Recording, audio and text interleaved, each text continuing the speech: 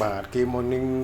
02 sport ហើយនឹងលីស៊េរីចូលមកទៀតហើយបងប្អូនមានទាំងពីពណ៌ទៅដោះគោពណ៌មាសពណ៌ខ្មៅពណ៌ប្រាក់ពណ៌ត្រចេកក៏មានដែរបងប្អូនតម្លៃត្រឹមតែ8ជាងទេហើយគេ Carnival 015 11កៅអីម៉ាស៊ីន 2.2 ក៏មានដែរឡានដឹកទំនិញ1តោនពណ៌តាទូ013នេះតម្លៃត្រឹមតែ12ជាងបងប្អូនសុខភាពឡានស្អាតបងប្អូនត្រូវការឡានដឹកឡានជិះឡានសម្រាប់រុស្ស៊ីអាចមកមើលនៅការ៉ាស់ផ្ទាល់បានតម្លៃទីនេះបងប្អូនគឺតម្លៃពិសេសដោយពួកនេះគឺ Kia Morning 012តម្លៃត្រឹមតែ84ឡើងបងប្អូន84ឡើង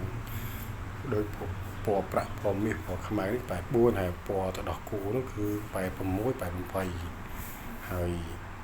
ចូលមកខាងក្នុងនេះគឺជាប្រភេទ2តោនកន្លះឡាន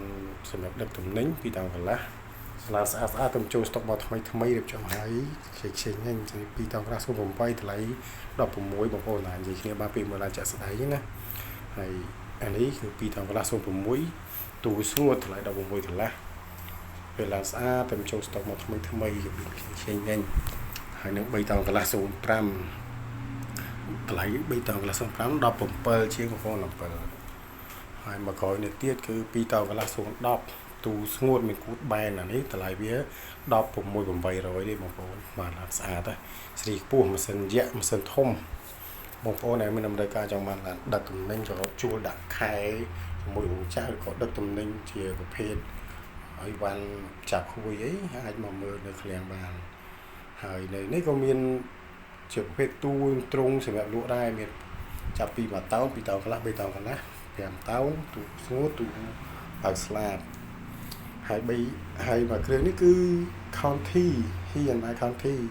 25កៅអីរៀបចំហើយស្អាតតម្លៃ20ជាងបងប្អូន09បងប្អូនត្រូវការដឹកភ្ញៀវអាចមកមើលមួយគ្រឿងនេះបាន